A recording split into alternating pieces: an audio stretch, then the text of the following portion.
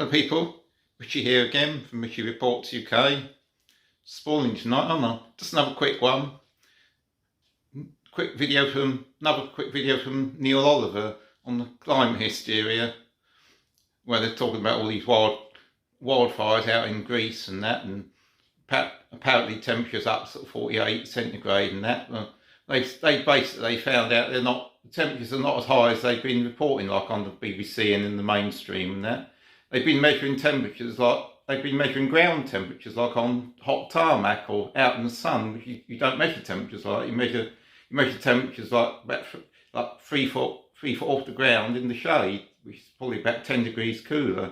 They've been just trying to get maximum figures for like maximum so-called climate emergency alarmism, which is what the thing's all about. It's just like the COVID narrative. They're trying to make it sound 10 times worse than what it actually is. And I mean, a lot of these wildfires they've had out in Greece, apparently now even the authorities in Greece have admitted a lot of them have been started on purpose, which is pretty obvious, isn't it? I mean, even in like really hot weather, if you put a pile of dry wood out in the garden, even if the temperature was like 50 centigrade, it wouldn't just catch fire on its own. It'd have to be about 150 centigrade for it to spontaneously combust. Wood, even at say 50 or 60 centigrade, doesn't just catch fire on its own. It's got to have an accelerant, or somebody's got to set fire to it on purpose, which is what's happened out in Greece. Do you remember last year? It was just about a year ago when we had that one hot day. It got up to 40 centigrade at Heathrow Airport in London. Do you remember that one day heat wave we had? Got up to 40 centigrade, and almost within about 2 hours of that being announced on the news, do you remember there was about a dozen fires all started simultaneously all around the outskirts of London? There was a big one in Essex, wasn't it? Burnt down like most of the housing estate. And there was about 10, 11 dozen fires, and they all started exactly the same time around the London area. That wasn't a coincidence, was it? That was all done on purpose. That was all part of the plan, wasn't it? So watch this little clip, what Neil Oliver's talking about. Much the same thing, really. Climate hysteria. So watch the following video now. Climate hysteria over the weekend with its reporting of the road's wildfires, which are now believed to be caused by arsonists. After doing victory laps celebrating a climate meltdown, MSM types were left red-faced after Greek authorities confirmed the devastating blazes were man-made. But the Beeb has now separately taken flak for sending its climate editor 1,800 miles to Spain to cover the summer heatwave on the continent. This is the moment correspondent Justin Rowlett reported live that the heatwave was caused by climate change. Getting the blast of heat today in Spain. It's going to go across into Italy, already very hot in Italy, but it's going to get hotter there, and then finally it will end in Greece, all accentuated, exaggerated by the effects of climate change. Climate change is pushing temperatures up and making heat waves like this longer and more extreme. The BBC has repeatedly refused to say if Rowlett flew to Spain by gas-guzzling airplane, despite pictures from the Mail on Sunday showing him returning home to his £3 million London house over the weekend with airline tags on his backpack. So, Neil Oliver, are the BBC tone deaf or deliberately trolling us now? Well, I would say they're definitely trolling us, and yes, they are. I think it's more than tone deaf. I don't think it's that they've got it wrong and that they've misjudged how to handle the situation. I think they are rubbing people's noses in the idea that they're right and we just have to do what we're told. It's hypocritical, obviously, because that class, that cohort that lectures everyone about everything is hypocritical by nature. There's a culture in the BBC, there's a culture in the self-identifying ruling class of do as I say and not as I do.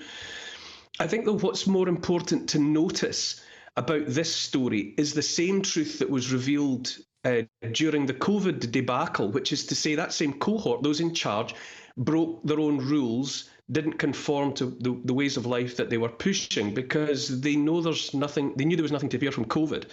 And they don't genuinely fear climate change. If people like the BBC climate editor were actually living in fear of the consequences of burning fossil fuels, the consequences of flying in jet planes and so on, then they would live and work differently. They would lead the way, and they would make a big show of living differently. They would stay on the ground. They would use no means of transport powered by conventional fuel. It would go further. At their own expense, they would be getting rid of their gas boilers in their homes. They'd be insulating their homes and installing ground source heat pumps. They'd do it with their cars. They wouldn't be eating meat from those methane expelling herds and flocks. But they haven't, and they won't, and they don't behave in any way like genuinely frightened people watching the sands of time run out on life on planet Earth. It's a pantomime. See, he's behind you.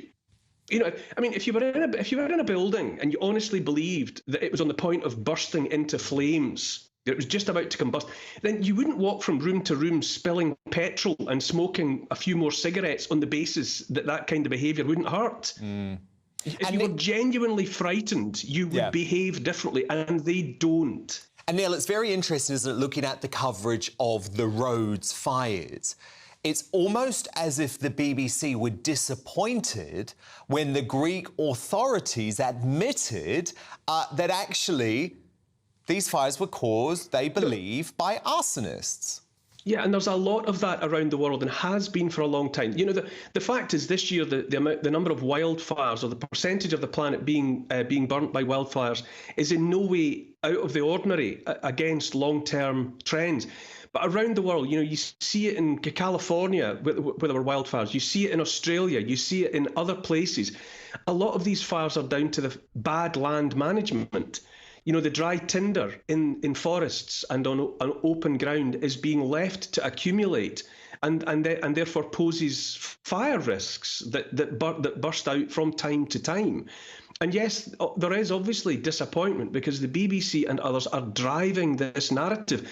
Those terrifying, supposedly terrifying temperatures that were being predicted, all starting with a 40 this and 40 that, were obtained by using satellite images of ground temperature, how hot the ground actually was to touch. That's never been the temperature that's used in weather reporting and weather forecasting. On the contrary, the temperature is the air temperature a couple of feet above the ground surface. And those figures are still where they always were. So these terrifying figures against those pizza pie burnt maps of Europe, red and black, with 48 and 46, were not materialising. The true temperatures, the air temperatures which actually happened, were in the 30s because the air temperatures were still the same. They're driving fear. You know, they used fear to try and get control of people during the COVID debacle. They use fear to try and manipulate people about what's happening with the land war in Europe. And because they've run out of any ideas, they're tired of debate, they've got no more reasoned argument to make. When it comes to trying to get control of people again, it's to make them terrified of the weather. The whole thing is so transparently, blatantly dishonest. And the sooner people waken up to the fact that they're being manipulated by fear of everything, and now it's fear of the summer. You know, come on, everyone, you know, spot the pattern and turn your back on these people. A rallying cry from our